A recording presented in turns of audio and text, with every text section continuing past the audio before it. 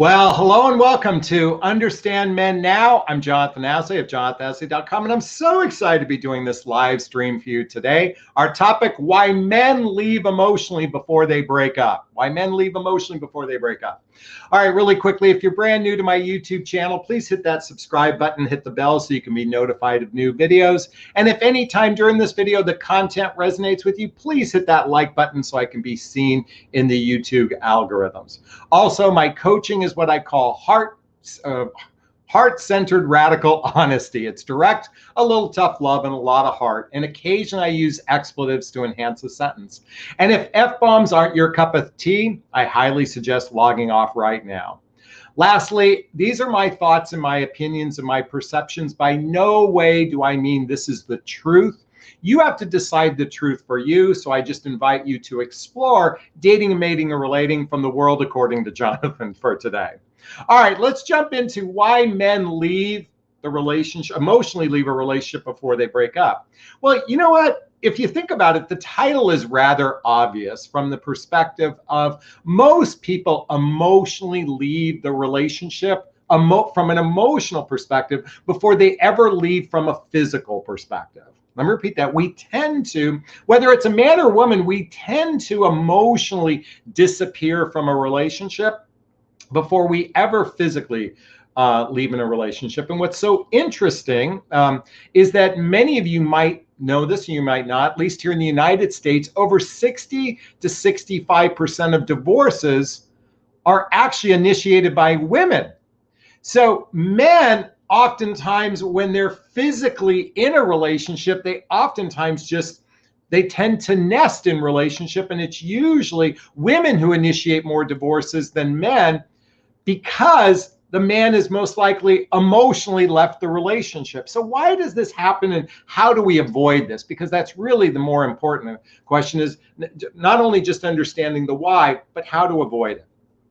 So it occurs to me that men tend to operate from the physical level. Let's think about it. When men come on strong, why are we coming on strong to a woman? Because we're physically, attracted from a sexual, we're sexually attracted to a person, and we want to physically have sexual intimacy with that person. So that's one of the ways we men tend to approach relationship. But also another thing is that men have traditionally been considered the provider protectors. So we think of the outside world, the physical world within the relationship, and not necessarily the emotional world.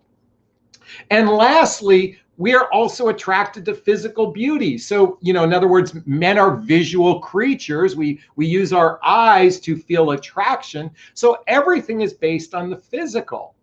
In fact, men are conditioned as little boys not to be in touch with their emotional side. We have been, at least from the baby boom and Gen X period, I mean, that's certainly shifting now for the younger generation, but for certainly those of us that are baby boom or Gen Xers, we were taught to stuff our emotions, be a man, don't show fear, don't let anyone see you cry.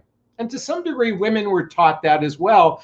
Women or little girls, I should say, were tend to given more permission to have more of an emotional side, but we weren't. In fact, men's emotion had to come out from a physical perspective because of the testosterone, to come at it from a combative perspective, from a protection perspective.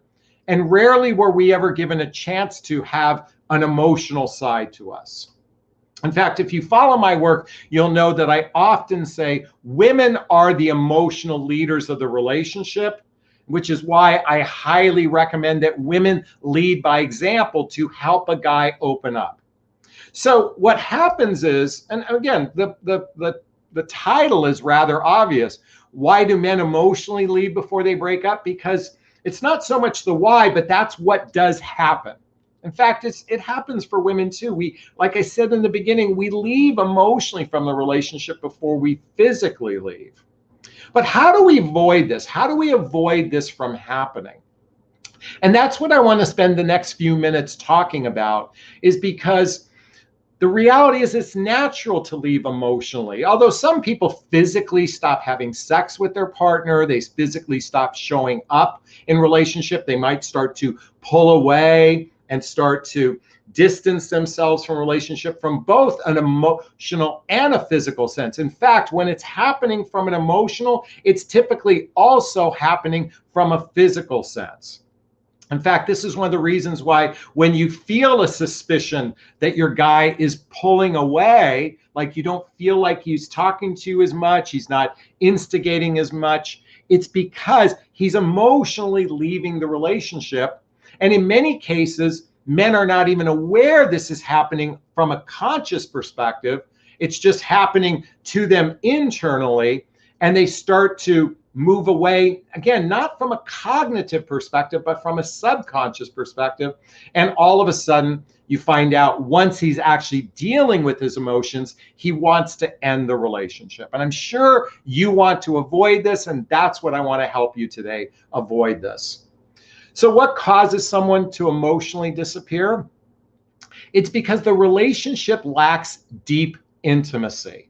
I'm going to repeat that. The relationship lacks deep intimacy. Now, intimacy is also known as intimacy. In other words, it's getting inside the person from an emotional perspective. And one of the things I notice with a significant number of relationships, particularly in midlife, is they're missing deep intimacy between the two of them. Their physical world might be fine. In other words, physically, they might be spending time together. They might be having sex together. Although you'll typically find that a lot of relationships today are very casual in nature. They're not, especially for midlife relationships, there's no real destination involved in the relationship. But when someone's not invested from an intimacy perspective, and I don't mean sexual intimacy, I mean emotional intimacy, then the relationships most likely are going to be doomed. And one of the reasons why this happens is because the couple haven't formed a true friendship with one another. This is my definition of friendship now. It's going to be like this, or it can be like this. In other words, a true friendship with one another. You know, it's interesting. I once asked a group of couples that were married, all of them in excess of 50 years, couples like my mom and dad. There's a picture of my mom and dad. They were married 66 years before my mother passed away. And I've asked a group of couples, all what appear to be happy, long-term marriages, and they all say the same thing. I married my best friend. Now, maybe they weren't best friends when they married, but what they're really saying is the person I married became my best friend. And what I'm seeing happening today in a lot of dating scenarios, particularly these days for the group of demographics that I talk to, which is the midlife crowd, which is after maybe baby making years and before retirement, many of them are lacking a deep, true friendship with one another. They haven't built they don't either have the tools to build the friendship or they don't have the framework. And one of the best ways to build a friendship with someone is through social activities, hobbies, mutual interest. I'm going to repeat that: social activities, hobbies, and mutual interest, as well as talking about current events and what's happening in the world, because that's how we tend to bond to people more so than a surface level. Now, what's interesting is you could take a couple that's been married. Let's say a couple got married in their 20s or 30s and they're raising children. Most of their conversations in their relationships center around the raising of children, In fact, I would speculate that 75% of more of their conversations relate to the structure of the household and very little in the interpersonal relationship realm, the real deeper realm about what's happening in their heart from an emotional level.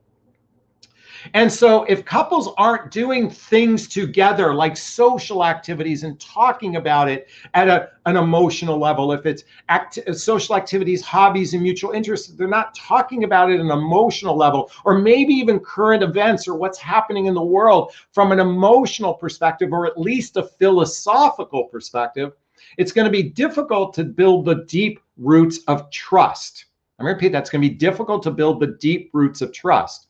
In fact, in my private coaching, when a woman works with me, we actually work on helping them uncover what's important in their life to help them come up with the questions to ask a guy in the early stages of dating so you can begin to build those deep roots of trust.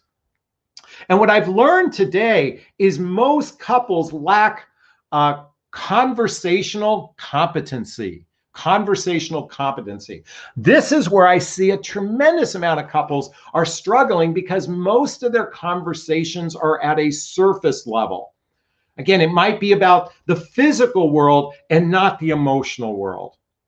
So I want to invite everybody today, now that you're aware of this, because what's most likely happening is a guy who is actually your best friend in your relationship doesn't leave emotionally because he counts on you from an emotional perspective. He counts on this relationship to shore up his emotional side. And the truth is, most men are thirsty on some level to have an emotional connection with a woman.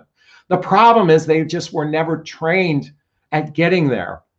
In fact, I can speak from personal experience, and I know this with many men I've spoken to over the years.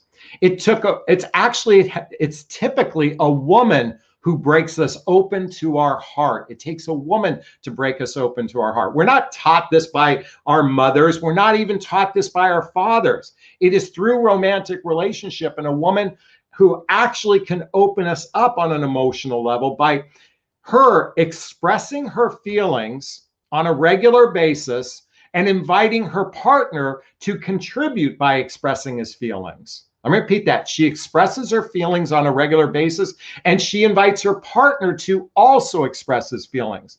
Now, in the beginning, this might seem very difficult because a lot of guys have a difficult time expressing their feelings. But like anything in life, if you do it over and over and over again, he actually has a capacity to open up more to his heart. And when a man is connected to his own heart, and then connected to your heart, that's true intimacy. Remember, into me you see. You can see into each other.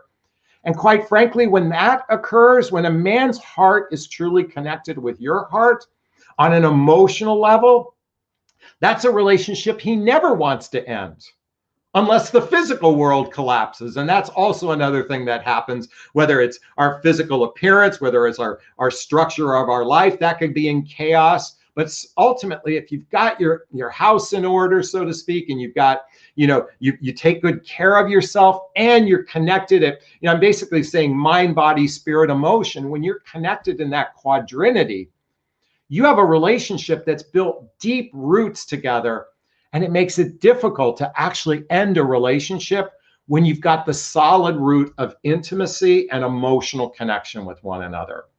So I want to repeat, how does that happen? Ladies, the only way I know of is express your feelings on a regular basis to a man. Don't be afraid to express your feelings. If you're not familiar with my book called What the Heck is Self-Love Anyway? What the Heck is Self-Love Anyway? Chapter 1 is called Speak Your Truth, Do It with Kindness. And then later on in the book, if it's sincere and from the heart, you can't say the wrong thing to the right person.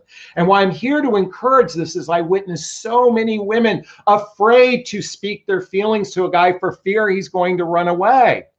Here's the good news. The wrong guy does run away. And the right guy wants you to help him open up his heart.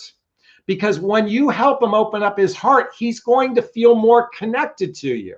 Now, let me be clear about something. I'm not here to suggest you open a guy's heart who's a total dysfunctional train wreck right now and you become his enabler. That's not what I'm talking about. Let's hope that he doesn't need fixing and you don't need fixing, okay? Because if either one of you needs fixing, it's going to be a problematic relationship. I'm talking about by expressing your feelings on a regular basis and inviting him to express his feelings, you actually have a chance to bond closer together at an intimate level. And when you've bonded closer together at an intimate level, you have a greater chance of relationship success. Is this sinking in? Is this resonating? Please let me know by hitting that like button. All right, we're going to take questions in a second. I see that we have a super sticker. And by the way, really quickly, I hope I've covered the why men leave emotionally. You understand the why and how to avoid it. It's by developing that deeper level of intimacy through friendship. And that's doing social activities, hobbies, mutual interests, and talking to one another about current events and what's happening in the world and whatnot, because that's where you have a chance to build closer connection to one another than the surface level connection a lot of people have in their lives. All right, we're going to take questions now. Those who know my live stream format, if you're listening to the recording of this, this is during the live. There's a live chat box here in YouTube. If you post a question, you can write the word question and post the question. Thereafter, I am going to bring up a topic in a moment. Write the word question, post a question, or you can purchase a super sticker and super chat. All the funds from the super stickers and super chats go to a scholarship fund in the name of my son, Connor Asley. That's a picture of him right there. It's my son who passed away a few years ago. And in his name, I've created this scholarship fund to help defray the cost of personal development for those who seek it. In fact, I'm in the process of giving a donation to the Hoffman process in Connor's name based on all of your kind donations. So I wanted to thank you so much. In fact, I see a super sticker purchased right now, and we're going to talk about that question as we get started. So, question comes from Moji. Moji. In a long-distance relationship for 8 months, my childhood friend died in March. My guy broke up with me in April. Haven't heard from him since May 30th. Emotional intimacy. Lacked emotional intimacy. Since that wasn't a question, I really do appreciate you sharing that. So oftentimes long-distance relationships struggle to build that emotional connection because men tend to bond through experiences. Let me repeat that. Men tend to bond through experience. So through long-distance relationships, one of the big challenge for that is men don't bond through the telephone. So you can have incessant conversations, conversations, text messaging, telephone calls, but men do zero bonding. How we bond is through experiences. It's like that time I went for a hike with someone on the Hollywood sign, and I remember that experience. But I can't remember any telephone call we ever had. I remember that time I traveled to Vancouver, Canada with a partner. I remember that, but I can't remember any telephone call we ever had. So long distance relationships oftentimes rely on telephone and text messaging, maybe even a little bit of Skype or FaceTime, but men don't bond through those experiences. And that's where true emotional intimacy happens, is through experiences. This is why one of the reasons the challenges for long distance relationships and why they don't work out is because we don't bond with you. We have a great time when we have sex with you, and then when we go home, we're back to our normal lives, and we're not bonding unless you're spending regular time doing shared activities, hobbies, mutual interests, spending time with family and friends, physical intimacy as well as emotional intimacy. And all of this happens through face-to-face time. This is one of the reasons why it takes roughly about 100 hours of face-to-face time just to build stage 1 level of trust in a relationship. And so many couples aren't even doing that. We're going to explore an idea how to change that in a few minutes. So, Moji, I want to thank you for your question. I hope I helped with your answer. Thank you so much from the bottom of my heart. All right, let's take a look here. All right, if you have a question, post the word question. All right, Sadie has a question. Jonathan, is it possible to have a great friendship with your partner and still maintain great chemistry? Is it possible to have a great friendship and chemistry? Absolutely, it's possible. Now, it's rare because oftentimes when the relationship gets too focused on friendship, that they forget to have the sex piece, right? And having a sexual relationship is highly important, and many couples start to take it for granted. And oftentimes they once they haven't done it for a week, 1 week turns into 2 weeks, 2 weeks turns into 4 weeks, 4 weeks turns into 4 months. And next thing you know, you could be in a relationship where you haven't had sex together for over 4 years. And believe me, I know a lot of couples who are in that experience. And by the way, my coffee mug says, let that shit go, let that shit go. Let's let that shit go. So I think from the sexual perspective, it requires to be intentional, to basically listen. We've got to I suspect at some, and I say suspect because I've been in relationships where we went a long time without being intimate together. All right, well, let's call that a marriage. It requires being intentional. And I happen to know a couple who's been married 55 years. They're in their 80s. And to this day, they still plan 1 day a week of their love day. They have a 1 day a week I think it's most every Saturdays. That's their time, whether it's 8 a.m. to noon or noon to 4, that's their love day where they physically are intimate with one another and they actually schedule it. I mean, it's actually a priority. And some people will think, well, that's not spontaneous. And, we prefer that spontaneity type of sex. Listen, once you get started, you're fucking happy as hell to be fucking each other. So let's maybe it might shift out of the narrative that it has to be unique or special and just say, let's do the act because it feels good. In addition, Esther Perel, who wrote the book Mating Captivity, talks about the importance of erotic desire, And while that's not my area of expertise to flush out what that is for each person, I think it's hugely important that you're conscious and aware. Think about this. 50% of divorces in the United States cite money as the primary reason for divorce. And the one or two reasons, these are the top two, is money and sex. So if we know this going in, isn't it fucking naive to think, oh, just somehow magic fairy dust is going to make our relationship work out?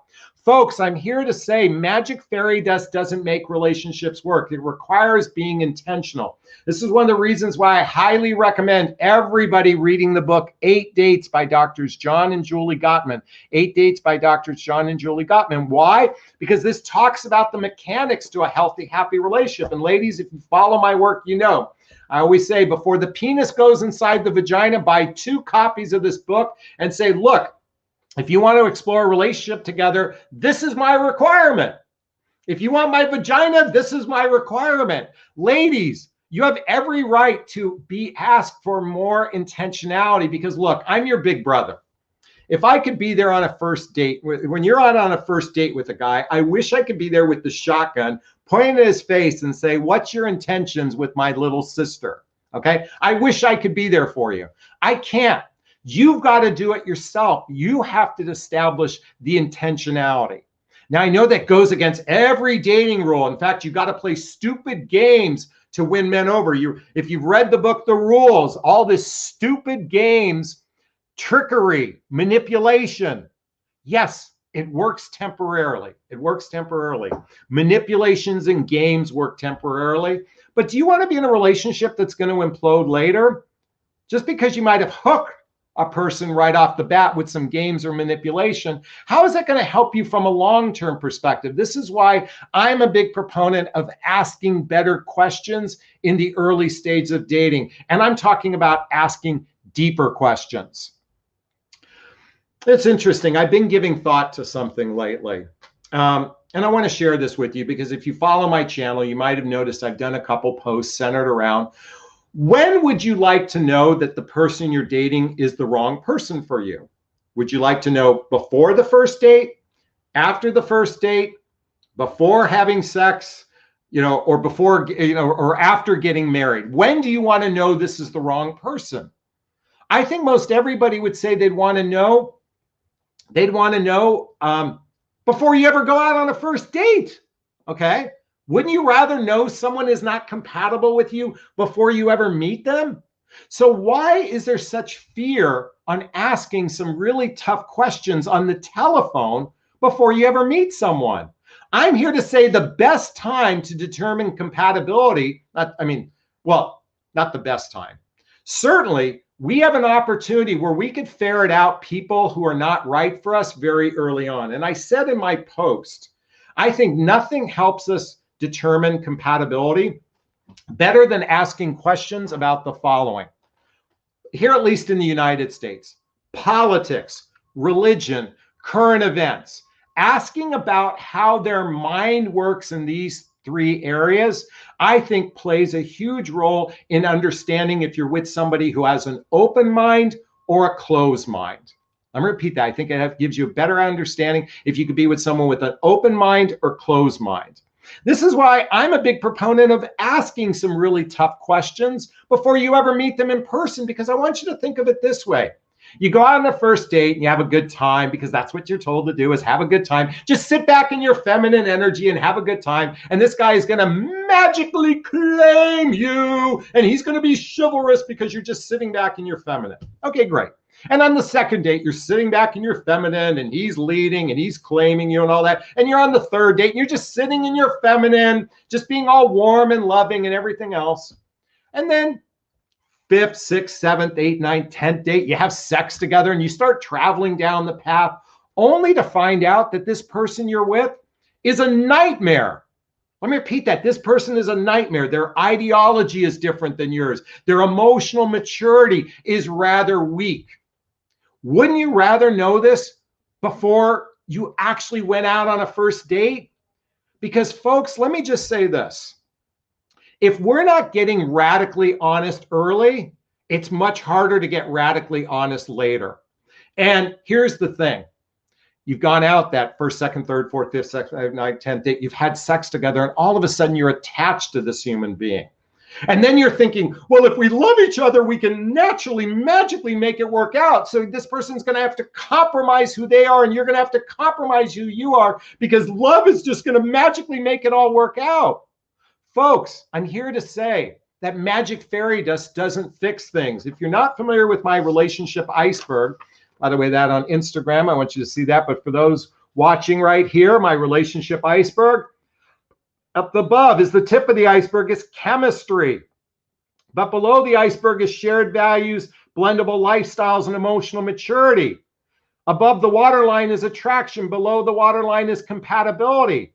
If you don't check the boxes of shared values, blendable lifestyles, and emotional maturity, this waterline is never going to drop below enough to feel deep attraction for that person.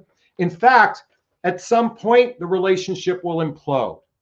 So I'm here to suggest a more radical way of dating, a more radically honest way of dating. And that's by starting with some really tough questions before you ever meet on a first date. Now, again, I know the narrative says just have fun, but guess what? Have fun when you realize your ideologies are the same. Have fun when philosophically you're on the same page, because the farther two people are apart, the harder it is to come closer together. And this bullshit narrative that opposites attract is a crock of shit. Yes, there's always exceptions to the rule. There's always that broken clock that's right twice a day. But what about those other 22 hours a day? That's the reality of this. So I went off on a tangent here based on this question. And I hope you recognize that I think the true value is when we go deeper early on, we actually are building the roots of intimacy from the very first date. And if you have physical chemistry, kaboom, way to go. All right, that's just my thoughts there. So thank you so much. All right, so Sadie, thank you so much for your question. Great question. All right, I saw a super sticker came earlier, but it disappeared. Oh, here we go. V-Star writes, the man I loved died before we could truly be together. He was extraordinary. How can I believe that I'll meet a new man who has his best qualities? How do I believe that? Well, so there's the red pill and the blue pill. Just the way I'm looking at it. The red pill says, I'll never, ever find, or let's make it the blue pill. The blue pill says, I'll never, ever, ever, ever, ever, ever, ever, ever, ever meet a guy with great qualities. Or the red pill. You know what? There's a great man out there who's looking for me. There's a great man out there with qualities that I like looking for me. So which pill do you want to take? You can certainly take the pill that says I'll never meet it. And guess what? I promise you, if you swallow that pill, you'll never meet the guy you want ever, ever, ever, ever, ever in your life. If that's your mindset, then whatever you project outside, you will reject. Even if a great guy comes in your life, you'll most likely reject it. So you have a choice. Let me look at it this way. Maybe give you a different analogy. This might help. We just had the Olympics recently. Do you think an Olympic athlete says, I can never win this race, I'll come in last place. I'll never win this race, I'll come in last place. I'll never win this race, I'll come in last place. Is that what an Olympic athlete thinks? I'll never win, I'm going to come in last place. Oh, let's say, okay. Or do they think, you know what? I may not win, but boy, I'm going to do everything in my power to try to come in first. Okay? When your mindset is you can't win, you're not going to win. Now, you may not, but I'll tell you, Olympic athletes, they go in with the mindset that I am going to win, that I am going to win, I am going to win. And the healthy athletes recognize that they might not win, and that's okay too. Let me repeat that. The healthy, emotionally healthy athletes recognize that they may not win, and that's okay too. So that's my invitation for you there in that particular case. So, and you have a choice. You can decide which wolf you want to feed. You want to feed the wolf that isn't going to win, or are you going to feed the wolf that is going to win? That's my invitation for you. By the way, I understand it's hard. Let me say this. I understand that's hard. That's hard when you've loved someone and they've passed away. Folks, now I'm going to get emotional here for a second. I lost a child. I cannot bring him back. There's no way I can bring him back. As much as I want him back, I can't bring him back. And I'm not looking to replace my child either with somebody else. But I will tell you one thing, whether it's my child or this man you loved, they want you to live your fullest life. Connor wants me to live my fullest life. The man you loved wants you to live your fullest life. He wants you to attract a great partner in his life. So maybe if you can't do it for yourself, then do it in his honor, because in Connor's honor right there, I get up every morning to prepare for these videos and share my passion with all of you. It is through his strength that I do this. And I invite every one of you to get busy living, because if you don't, you're getting busy dying. And why do that for yourself? Suffering is optional. So in this particular case, if you can't do it for yourself, maybe you can do it for him. I hope that resonates with you, V-Star. Thank you so much for your question.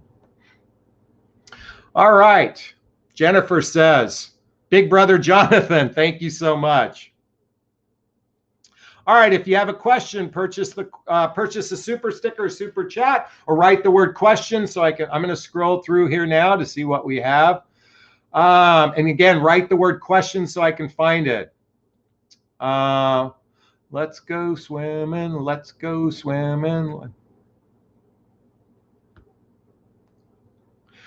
Oh, Mojin says he hasn't contacted me in 3 months. Do I wait it out or reach out to him? He left me when I needed him. So, folks, listen, someone doesn't contact you a day, no big deal. 48 hours, no big deal. 3 days, all right. But listen, after 4 or 5 or 6 days, you should reach out to them and say, what the fuck is up? I thought we were in a relationship together. I thought we were exploring something together. Listen, ladies, waiting 3 months, I'm not saying that you waited too long, but I highly doubt you're going to get much from it. But I would certainly reach out because you might not, listen, you should reach out so you can get closure, because most likely he isn't going to respond. And if he does, he's going to end it with you. But just recognize, if you guys haven't spoken in 3 months, you're not in a romantic relationship. Now, because this is a long distance dynamic, you were never in a relationship most likely to begin with. So avoid the misery, reach out to him, and then deal with it from that point forward. Most likely this relationship, let me just say this relationship is over. You just haven't figured it out yet. I'm not saying it's right or wrong. I'm just saying that's what it is. All right. Oh, here we have another question. Millie. Question, I'm dating 7 months, a 60-year-old guy who is a great man. I would like to know how to initiate the conversation about commitment. All right, folks, here's another example. Why are we waiting 7 months to initiate commitment? Folks, before the penis goes inside the vagina, I'm going to repeat that, before the penis goes inside the vagina, find out what this person wants in the form of a relationship. And you may want to ask them, what exactly are you looking for in a relationship? What does it look like for you? And what does commitment look like for you? Let me repeat that. What are you looking for in a relationship? What does a relationship look like for you? And what does commitment look like for you? Folks, this should be discussed before the penis goes inside the vagina. And until he answers the question, he doesn't get to fuck you. Why is this? I'm sorry, I'm getting angry. I'm getting angry because your big brother here is not happy with many of you that are listen, let me reframe this. Let me say it this way. If commitment is important to you, then you better decide what commitment looks like for you. Now, let me give you an example. I had a woman reach out to me some years ago and said, Jonathan, she's in a relationship with a guy, 8 months relationship. And she goes, I just want more commitment from him. I'm like, great. What does commitment look like for you? Well, Jonathan, I just want more commitment from him. I'm like, great. What does commitment look like for you? But Jonathan, I just want more commitment from him. I'm like, great. What does commitment look like for you? But Jonathan, I just want more commitment from him. She thought by speaking louder, kind of the way I do, that I would hear her message.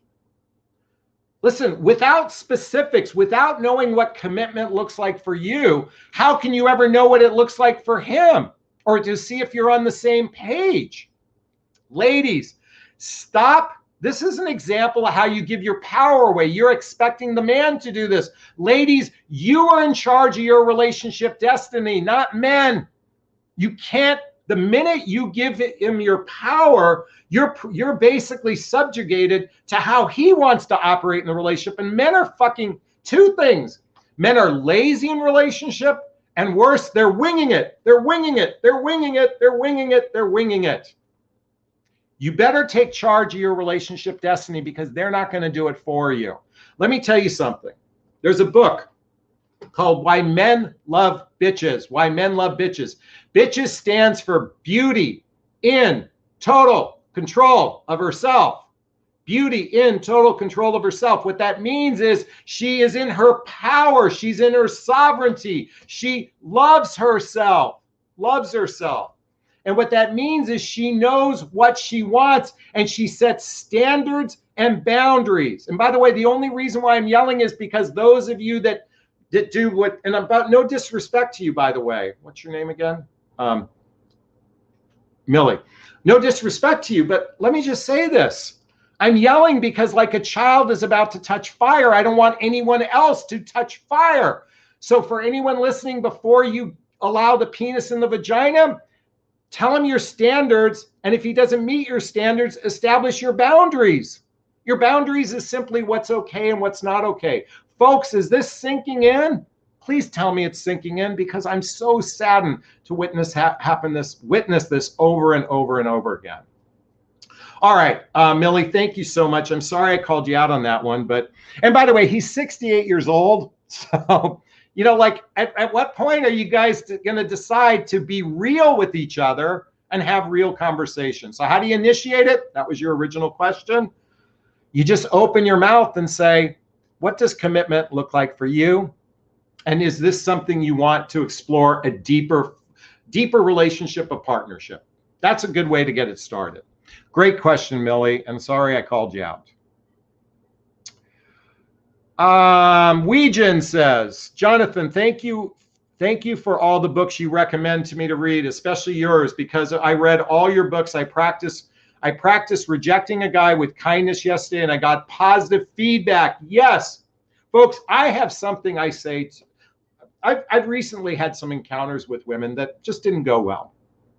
And I said, you know what, I don't like the phrase, can I be honest with you? So I say, in full transparency, this is how I was feeling. In full transparency, this is how I was feeling.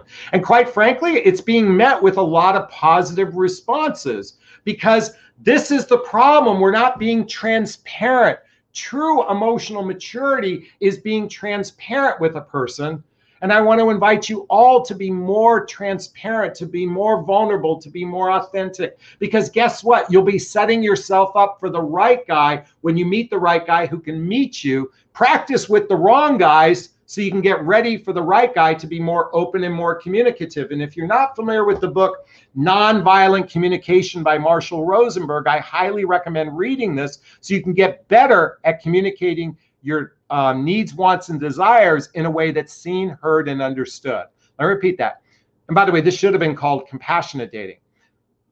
This is a great way to communicate your needs, wants, and desires in a way that's seen, heard, and understood. Are you with me? If you are, hit that like button and say amen. All right, Weejan, thank you so much.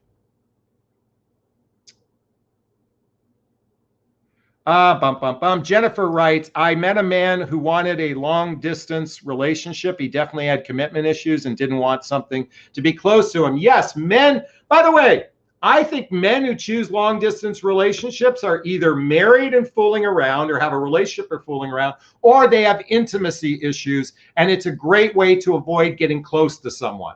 Let me repeat that. That's just a speculation on my part. Is they're either married or have a relationship, or they have a fear of intimacy. It's rare unless somebody enters into a long distance relationship with an absolute plan of how to take the long distance into short distance. That's just a perception I have. Take it for what it's worth. All right. Casey says, the man I'm dating says his life is in shambles right now and that he loves me. Does this mean he's offering a short-term lived romance? By the way, he's totally setting you up. This is called his escape clause. So he set up his escape clause. My life's in shambles. And you're like, I can fix him. I can fix him. I can be there for him because his life's a mess and I'll just be there for him. And when he's no longer in shambles, he's going to want me. Let me tell you something. Someone who leads with their life is in chaos, is in shambles, has set up his escape clause. Now, that's not all men. That just happens to be probably 97 out of 100 men. Because when it becomes too emotionally, when intimacy starts to form and he's not capable of being intimate, he's got his escape clause. It's called the Dysfunctional Moonwalk. By the way, trademark Jonathan Aslay, Dysfunctional Moonwalk. He backpedals with his dysfunctionality. I mean, it's kind of, folks, why do you want to date someone whose life's in shambles? There's no benefit to you other than you're setting yourself up for heartbreak. Is this sinking in? Is this resonating? I hope so, because I hope you don't continue with this guy. Let him get his shit together and then say, hey, get your shit together and then you can get a chance at this vagina, but you're not going to get it right now. By the way, I'm sorry if I sound too graphic, but sometimes I got to shake people up through a little bit of humor and a little bit of crassness to shift the narrative that many of you are buying into. All right. Okay, question from V-Star. The man I love, oh, we already did that one, excuse me. All right. All right, let's go back. Let's go swimming. Let's go swimming. If you have a question, post a word question. Oh, there we go. Empty nesting 2, aka Maria. Question.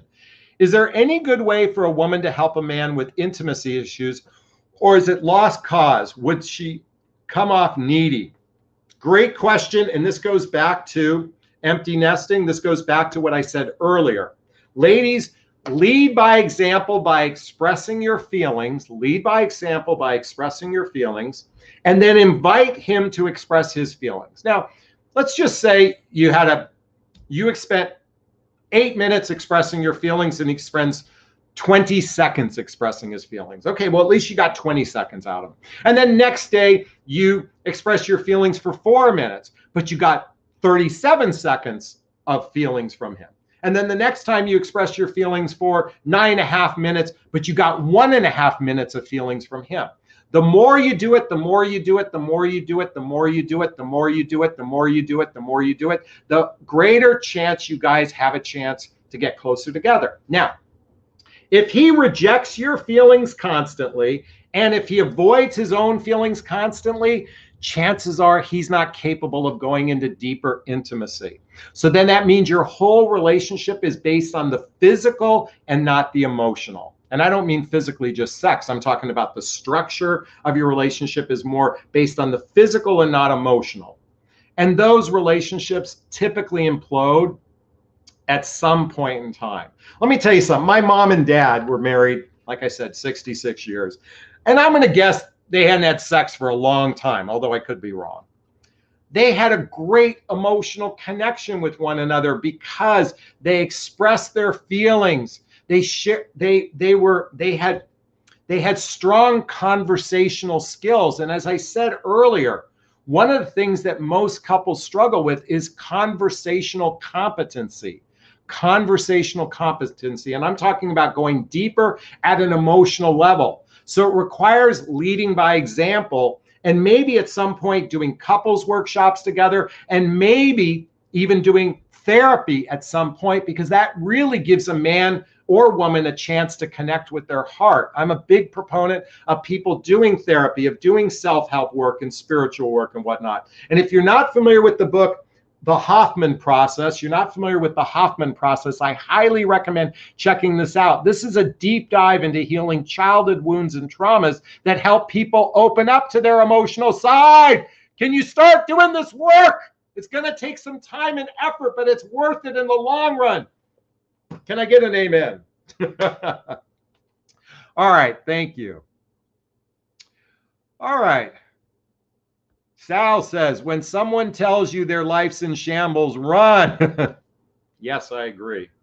Or you can have compassion, but it doesn't mean you have to be in relationship with them. All right. Let's go swimming. Elaine says, yes, couples in long distance relationship have to have a plan to make it work. This is where a lot of long distance don't work out. Sky says, get your shit together or no vagina. I literally spit that out of my teeth. Thank you. Jennifer says, I love you yelling. It means you care.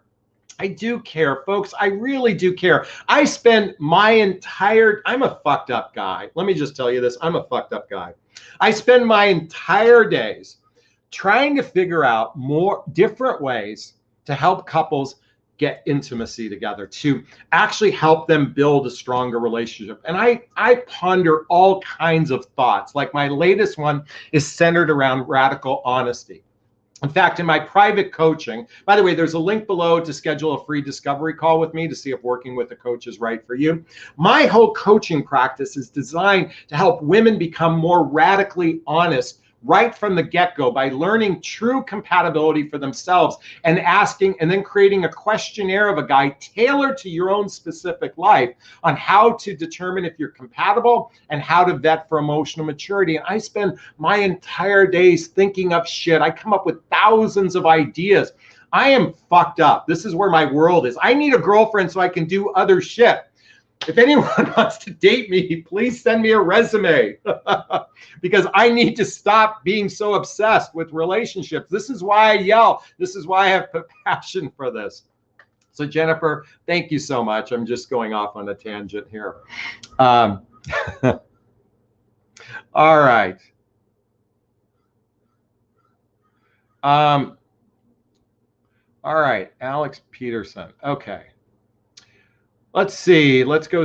Catherine says, thank you for being our big brother. I appreciate that. Okay. Kanita says, question, how can I be supportive to a very intelligent, beautiful woman who constantly gets left high and dry very early in relationships? She doesn't put out, she's my best friend. Okay. How can I be supportive? Okay. Well, that's a really tough one because I think to be supportive is just to hold space and be there for that person, to allow them to speak to you. But I think what you're really saying is maybe what better advice could I give my friend so she doesn't get walked on and gets used? And I'm paraphrasing what you said. I'm a big proponent of doing personal development work. My suspicion is she has childhood wounds and traumas or adult traumas that need healing. And I highly recommend reading the Hoffman process for her. I would recommend you both read it together. It's going to take 50 hours of work. Maybe you can do it together to help each other really become better, to be able to help you avoid your negative patterns and limiting beliefs in life. So that would be my suggestion, is doing this book together. That's at least one suggestion. So, but great question. Thank you so much, Kanita. Oh, by the way, I butchered your name. I butcher everybody's name, so please forgive me. All right. Catherine says, Connor's Fund is a great one. Thank you so much. Everyone who does support the scholarship fund in Connor's name when you purchase super stickers, super chats, from the bottom of my heart, I want to thank you. Like I said before, I'm donating my next batch of money to the Hoffman process, to their foundation, because it helps defray the cost of personal development for people. And I am such a big proponent of everybody doing the Hoffman process. At least read the book or actually go to the physical location to do it there. So thank you so much. All right. Judy says, hi, Jen, by the way. Judy says, how do I get my power back in a relationship? Help. How do I get my power back? So let me share with you, ladies, this is the 7 ways women give their power away. Maybe this might help you. I'll read it to you, Judy. Number 1, the relationship is on his terms. You abandon your standards and boundaries. Stop it. Stop it. Stop it. Number 2, you're afraid to speak your truth to him. Stop it. Stop it. Stop it. Number 3, when the relationship ends, you focus on him. Stop it. Stop it. Stop it. Number 4, you're waiting for him to initiate contact. Your need for validation comes from him. Stop it. Stop it. Stop it. You stop doing your pre-relationship life. Stop that. You feel like you can't live without him. Stop that. And finally, you think there isn't any other person out there. Stop it. All right. So I just described something for fun, but I'm here to say these are examples of how women give their power away. So how do you get your power back? It all starts by loving on oneself. And most people don't like the term self-love, but I'm here to say through self-love, when we're actually in our empowerment, we don't give our power away to another human being. We retain our standards and our boundaries. And if you want to do some ninja level work, I'm talking, this is ninja level work. I highly recommend checking out Jeff Brown's book, Grounded Spirituality. Grounded Spirituality. By the way, Jen, you should check out this book. Grounded Spirituality. It's thick. By the way, I purchased the book and I did the audio. This is a ninja level spiritual work. And when you get into that level of work, you are going to be such a stronger emotional human being. You can handle almost any challenge that comes in your life. And folks, you guys know, I lost my son.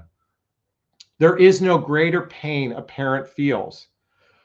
I don't think I could have, I would have gone down the rabbit hole of depression, despair, drugs, and alcohol if it wasn't for the personal development, self-help, and spiritual work that I did in advance. And it's like a vaccination to emotional chaos by doing this work. So my invitation for every one of you is start now. Spend 30 minutes a day on your emotional health. Listen, folks spend more time brushing their teeth, combing their hair, getting their outfit ready for work, and almost no time on emotional health. Start investing 30 minutes to an hour a day on your emotional well-being. And I promise you, for every 30 days you do this, you're going to feel better and better and better and better. And then you won't have to worry about giving your power away to another human being. Is this resonating with you? I hope it does. All right. Kelly says, get a skill or hobby and ignore him. He'll run back. Then keep boundaries. I did that, but now I don't want him anymore. By the way, I know a lot of you are bought into this narrative that if you lean back and go live your life, the guy will magically appear. That might be true temporarily. But here's the thing. You don't want a guy that comes back because he misses you. What you want to be in relationship with a man right from the get-go who appreciates you. Let me repeat that. You don't want a guy that comes back because he misses you. You want a guy to be in relationship with you because he appreciates you. And if you want to build a stronger relationship together, I highly recommend reading the book by Barbara DeAngelis called Making Love All the Time. This is, remember I said earlier, women lead by example. Purchase this book and do everything inside this book. And when you're with the right guy, you'll never have to worry about him emotionally leaving the relationship, because you built this strong bond together. And when you've started to build a relationship like this, it becomes so strong. It's so hard to break up. And that's my invitation for every one of you. Is this sinking in? Please let me know. Kimberly says, absolutely. Thank you. All right. Weejin says, stop it, stop it, stop it. Get it right. KS writes, question, how do you recommend getting closure after a breakup? So getting closure from the other person oftentimes isn't the case. We rarely actually get closure. And the fact is, we don't need closure from them. We need closure for ourselves. And the best way to get closure is to ask yourself these three questions. What positive things did I learn about myself in this relationship? I'm going to repeat that. What positive things did I learn about myself in this relationship? What was good about this relationship? What was good about this relationship? And lastly, what am I most grateful for? Folks, when you can lean into what positive things did you learn about yourself, but not things like this. I see a lot of women who say, well, I learned how not to date a cheater or a liar or an abusive person. That's not what you learned about yourself. Did you learn that you don't need a man for your happiness? Could you have learned that? Could you learn that, you know what, all that anxiety you had about worry didn't do you any benefit? Did maybe you learn that? Did you maybe learn that you might have to lean into deeper intimacy yourself in a relationship? Did you learn that? A lot of women are just as emotionally unavailable as men. Did you learn? What positive things did you learn about yourself? And then what was good about the relationship? Was the sex the good part? Was the friendship the good part? What was the good part of the relationship? And then lastly, what are you grateful for? Because here's the bottom line I see with so many women and men too, is that they're bitter and jaded over a relationship that didn't work out. Let me repeat that. They're bitter and jaded over a relationship that didn't work out. And guess what's going to happen? Believe it or not, that if you don't forgive and let go of that, you're going to bring that negativity, that bitter and jadedness to the next person. It's going to be subconscious. It's going to be there. But let me tell you something. I've gone on first dates with women, and I'm sitting across from them like I'm sitting across from my camera right now, and I'm talking to them, but I can see every guy that ever hurt them standing right behind her. I literally visually can see every guy, because based on her tonality, based on her language, you can hear victim consciousness, victim consciousness, victim consciousness, victim consciousness, victim consciousness. You can literally hear it in the communication. All you have to simply do is ask them about their past relationships. And when they start vomiting, which a lot of you women will do, is you just vomit information. It's riddled with victim consciousness. In other words, it was always his fault and never any ownership in your own part in this relationship. In fact, when you can reach a level of saying, you know what, it just didn't work out for us. I wasn't right for him and he wasn't right for me. When you can actually bring down, if you can say the ending of a relationship was simply, I wasn't right for him and he wasn't right for me, and you can actually go, and I'm grateful for the experience, you are now setting yourself up to attract a great guy in your life. So do you want to be on the negative train, that it was all his fault? Or do you want to take ownership and say, what did I learn about myself? What was good about the relationship? And what am I most grateful for? And that's a great way to prepare yourself for the future relationship and to get closure. Does that help, KS? I hope so. Give me a thumbs up if it does. Elaine says, amen. This Russian name says, 100% you're correct. Thank you so much. And I can't even pronounce. I think it's Russian, I'm guessing. Okay, Dawn Southwick says, my husband died almost 4 years ago, and I've only dated one person since. What the heck has happened to the men and dating process? Years ago, dating was fun. Now guys are non-committal today. Okay, Dawn, let me just be clear about something. You're looking at it from a woman's point of view. I can say the exact same thing about women. Women can be emotionally unavailable. Women can be non-committal. Women can be flaky. Women can ghost. Women can disappear. This isn't a penis thing. This is a penis and vagina thing. So first off, let go and say it's a human thing. Why does this happen? Because you're not in your 20s and 30s. When you're in your 20s and 30s, you are a blank sheet of paper surrounded by single eligible people. When we get into our 40s, 50s, and 60s, it's a clusterfuck out there because most people haven't healed their childhood wounds and traumas. Most people are suckling on the nipple of victim consciousness, and most people operate from the premises, I need you to love me so I can feel good about myself. I need you to love me so I can feel good about myself. I need you to love me so I can feel good about myself. My invitation for you, read my book, What the Heck is Self-Love Anyway? Be in your empowered self, because you can point the finger at the guys being bad, but the problem isn't men. Oftentimes, ladies, the problem is the perception you have with men, because there are a lot of good guys out there.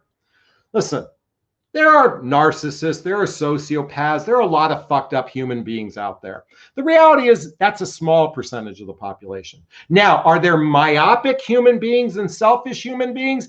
Absolutely. Penis or vagina, I don't care. We have a tremendous amount of unconscious, myopically focused human beings. And there are a lot of good people out there with good hearts. So you have a choice. You can look at the glass as empty. There's no good men out there. Or you can say, it's raining good men. It's raining good men. It's raining good men. It's raining good men. Which narrative do you want to say for yourself? I hope you choose the latter. But if you choose the former, like Dr. Phil says, how's that working for you? It's my invitation for you. Thank you so much for your question, Dawn. I appreciate that. Jennifer says, Matthew Hussey said something about closure. He's the only other dating coach I listen to. He's been yelling a lot on his videos too. By the way, Matthew Hussey is someone I have a great deal of respect for. There's a number of dating coaches I have a great deal of respect, and then I have a number of coaches that I can't stand. I'm going to own that. Matthew is one of the most conscientious, thoughtful guys who's thinking of ahead. Now, I think he's great for his demographic, the 20 and 30-year-old, because he's 20 and 30. My demographic is 40, 50, and 60. Why? Because I've been through divorce, alimony, child support, visitation right. I've got ED. I have to use a blue pill. I date women who have menopause. I've been through parents who have been through elderly care and assisted living. I've gone through the death of a child. So, and that's just to name a few. I've lost all my money in the marketplace. I had to rebuild my life over. 20 and 30-year-olds, they're just getting their life started. For us in our 40s, 50s, and 60s, here's the problem we have, and I understand it more intimately, is we come to the table, we each come to the table as a 450-piece puzzle. We each come to the table as a 450-piece puzzle, and we somehow have to make a relationship out of 600 pieces. That's the challenge. And so I understand a little bit, and I'm not disrespecting Matthew because I have a great deal of respect for him. And I think he's great. I just understand how fucked up it is because I've gone through all the emotional traumas and I've done a lot of the emotional work. So you don't have to go through the nightmare that I've gone through. And maybe reading these books is going to better prepare you to be in a great relationship with a guy. So again, I think he's great for his demographic. I just happen to think in my ego, I'm going to own this. I think I'm one of the best in my demographic. If I'm one of the best midlife dating relationship coaches, please let me know, write a comment. All right, I'm going to save the last few minutes of this live stream. If you have a personal question of Jonathan Aslay, write the word personal question and post the question. I'm going to answer your personal questions right now because I went off to say what a great coach I am. And I say it, folks, listen, Do I have a little bit of arrogance? Abso-fucking-lutely. Do I have a little bit of bravado? Abso-fucking-lutely. Am I narcissistic at times? Abso-fucking-lutely. I'm a human being. Okay? That doesn't mean I'm that label. I just happen to be those things. And I can beat myself up like nobody's business. I can crucify myself on the cross like nobody's business. I can emotionally beat myself up like nobody on this planet. I get it. And I'm going to own it. I have my issues, but guess what? So do you too. Everybody has their issues, and we can start coming from a place of love and compassion. When we can start looking at this from a compassionate way, I highly recommend reading If the Buddha Dated, because this is more of a compassionate way to approach dating, mating, and relating, instead of the stupid narrative, the masculine and feminine energy, and the man will fucking claim you, and you just sit back in your feminine energy, and it's all going to magically work out because magic fairy dust always works out. What planet do you live on? All right. Let's go swimming. Oh, thank you. You're the best midlife dating coach. I appreciate that. You're my demigod. I'm in my 60s. Thank you. I've learned a lot from you. Thank you so much. Elaine says you're a sweetheart. Oh, Trendsetter says, on a second thought, you're abso-fucking-lutely the best. Listen, my ego loves this, folks. Thank you so much. Here we go. It's a personal question. When was the last time you visited Turkey, and what is your favorite thing about Turkey? So, folks, if you're not aware, is my parents, mother and father, from Istanbul, Turkey. My mother was a debutante. My father was a graduate of the Turkish Naval Academy. He went on to be a commander of a destroyer in World War II, and then he went on to be a lieutenant commander of it was a commander of a PT boat, and went on to become a lieutenant commander of a 600-foot destroyer, or however big a destroyer is. My parent, the last time I was in Turkey when I was 20 years old, the reason why I haven't gone back to Turkey is I have dual citizenship, and I actually ran the risk of actually going to Turkey and being seized by the government to have to do military service. Let me repeat that. I ran the risk up until age 55. I had the risk of having to go back and being seized at the airport or seized by the government to do military service. And I'm a pussy, so I just didn't want to go down that road. Or I think you'd have to spend $20,000 and still do 3 months of service. Now that I'm 50, I'm over 55. By the way, I am perpetually 49. But that's the reason. That's the last time I was there, when I was 20 years old. So thank you for the question. All right. Pamela, thank you. Weejin says, what caused your last significant relationship, last 6 years on and off, to end? Please correct me if I'm wrong with the statement. No, she's not. Folks, I was in a significant relationship that lasted 6 years. It was on and off. And it ended for a variety of different reasons. While I can't share the actual specifics, when I met her, I wasn't in a really great emotional and physical place in my life. And she knew this. And by the way, I dated a therapist who knew all my problems. So she knew what she was buying into. And she had her own issues too.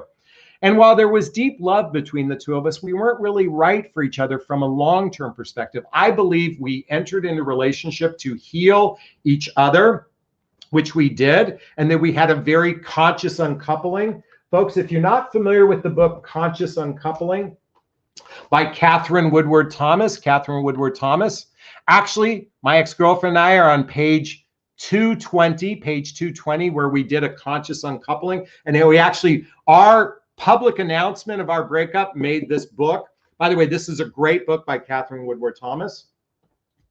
And we recognized that we weren't a good partnership for one another. And it took us 3 tries to figure that out. And finally now, she is in a great relationship with David. David is the photographer that took the picture of, by the way, with his iPhone, he took this picture of me when I was staying at their home.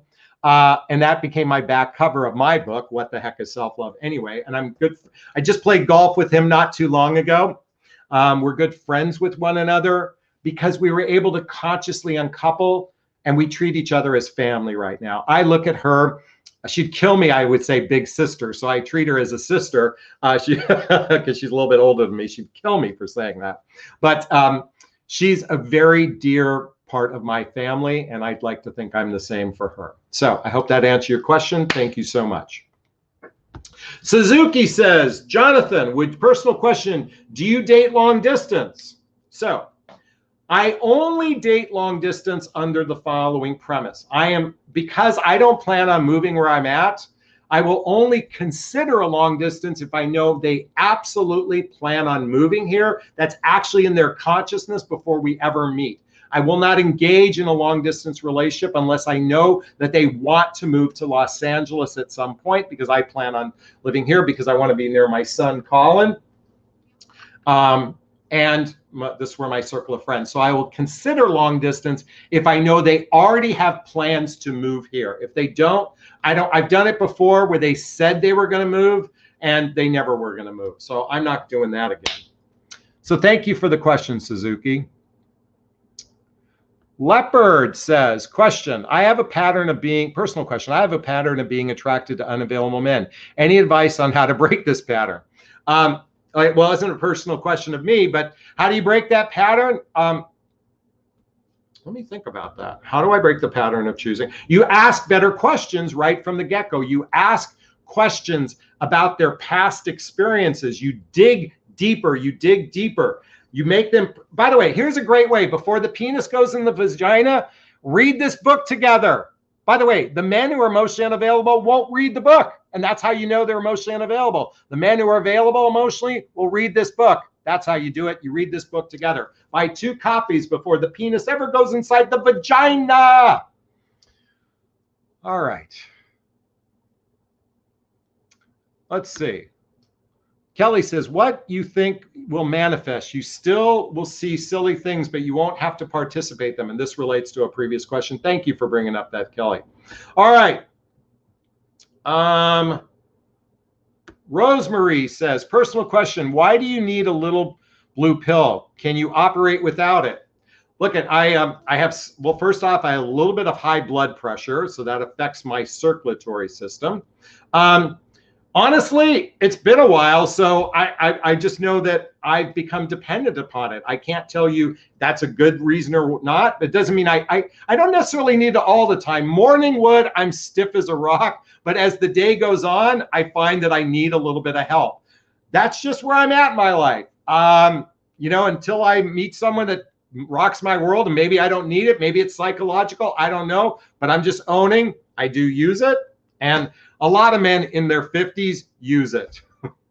Because as you get older, my circulatory system, look, at my feet are cold right now. As we age, our circulatory system doesn't work as well. So, and I exercise, I exercise every day. I do cardio every day. But still, as we get older, this is just the byproduct of what happens to our circulatory system. So thank you for the question. I appreciate that. Bonnie says, you are one of the best. Feet on the ground, honest and open, real. Thank you so much. I appreciate that. All right. Weejin says, personal question, do you date people from your industry? In other words, do you date other love coaches? Only if they make a living at it. There are a lot of love coaches that make zero money. I need a woman who can support herself. So I'm very mindful that if they're in the industry, 2 things. A, they can support themselves, and B, our ideologies are the same. A lot of female dating coaches believe more in this as their dating philosophy, and that, homie, don't play that game. Homie, don't play the game of manipulation and the rules. So I need someone who understands my philosophy centered around personal development, self-help, and spiritual work, understanding human behavior from a non-gender-based way of dating. This is why the woman I fall in love with should also fall in love with the book If the Buddha Dated, because it's not about penis and vagina. It's about your emotional well-being, because the whole dating narrative is fucked up based on the expectation of masculine and feminine. That's one of the main reasons why it's fucked up. because there's expectations based on the gender and not coming at it from a heart-centered place, not coming at it from a two-lane street perspective. And that's, so to answer your question, I need a woman like that if she's in my industry. I've yet to meet that woman, but I'm sure they do exist. Actually, I have a few friends that are that way, but they're married. All right, Weijin, thank you so much. Trendsetters, what's my zip code? I'll give you the zip code next door, 90278, 90278. Okay, Jill says, why bother checking out but not leaving? Starting something new with someone new, and while not leaving, where are you at? And then you get busted. You still love them. Jill, I don't understand.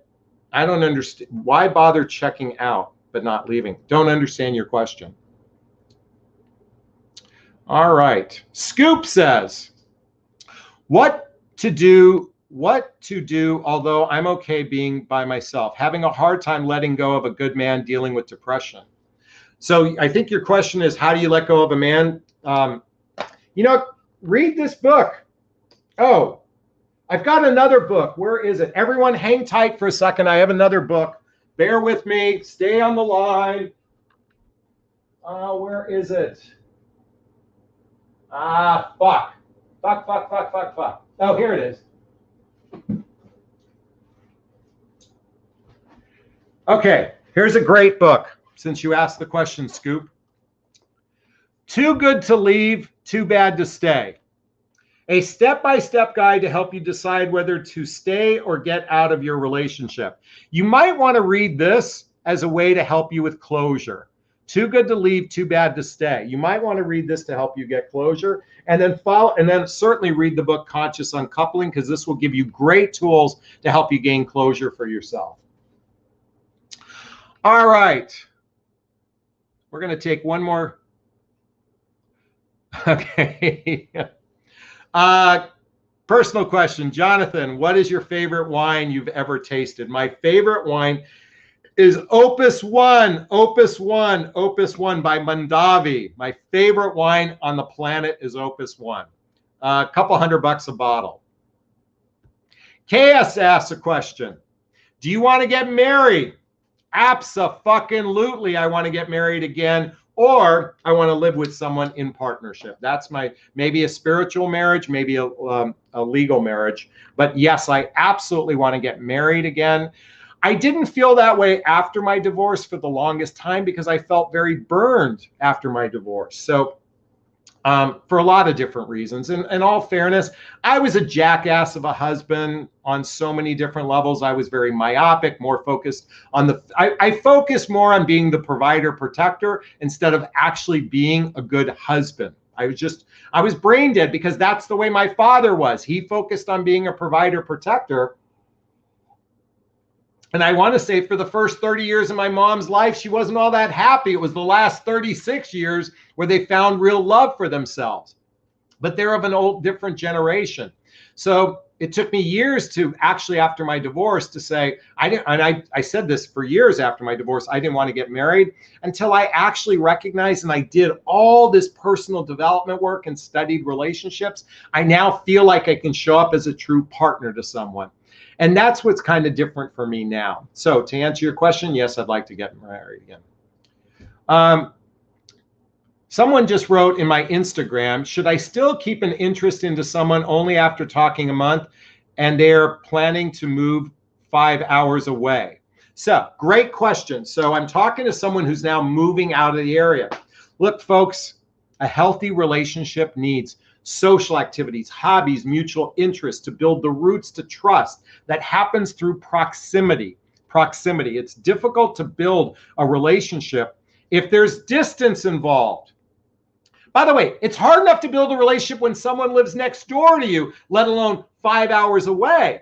So by the way, magic fairy dust doesn't make a relationship work. Let me repeat that. Magic fairy dust doesn't make a relationship.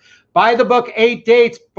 Okay, the penis has already gone into the vagina in this case. Read this book to see if you're even on the same page to explore a partnership together. And that's my invitation for you. Thank you for your question. By the way, everyone is on live. If you want to join me on Instagram, go to my Instagram account and send me a friend request or hit like over there. You can follow me on Instagram. All right. And this is the last question of the day. Do you feel marriage later in life can still be good and you can still build a lot of good memories together? So, Sunshine, great question. So in my marriage, I was married 12 years. And I just told you I'm 49 years old. Actually, I'm in my 50s. I'd like to think I've got a good 30 to 30. My father's 96. So I've got at least 40 years left in my life, okay? If I meet the love of my life tomorrow, 40 years of great connection, that's absolutely worth it to me because I only got 12 the first go around. I still got a lot of life left in me. Connor wants me to live my fullest life. So in that case, abso-fucking-lutely. By the way, folks, even people in their late, I have a couple who I helped get together. She was 66 when she met him, okay? She was never married and got married at age 66. And if she lives to be 90 and he lives to be 90, they've got 24 years. That's better than the average marriage. So, yes, there's plenty of life left in us. And I do believe it's worth it as you get older and you can build a lot of good memories together. All right. You know what? I think this would be a good place to wrap up today. Folks, I just want to go back to why do men emotionally leave? Because deeper intimacy was never truly built. And my invitation for all of you is to build that intimacy with your partner by speaking up your feelings and invite him to speak his feelings as well. And you're with the right guy, he's going to lean into it, and the wrong guy is going to run away. And I hope you decide to choose the right guys going forward. All right, this will be a great place to wrap up today. I want to thank everyone for being on the live. And if you're listening to the recording, please hit that thumbs up and please share this with friends. If you'd like some support, check out a link to a free discovery call with me to see if working with a coach is right for you. Also, check out my group program called Midlife Love Mastery. The link is below in the description. I want to thank everyone for being here today. First off, giving myself a big, gigantic Jonathan Bear hug of self-love. I'm going to reach into the camera and give you a hug of love if that's okay. I'm going to ask you to turn to someone, a pet, a teddy bear, a pillow, and give it or them a hug of love because hugs are a great source of love. And let's face it, we could all use more love in our lives. Thanks a bunch. Bye-bye now. Bye-bye.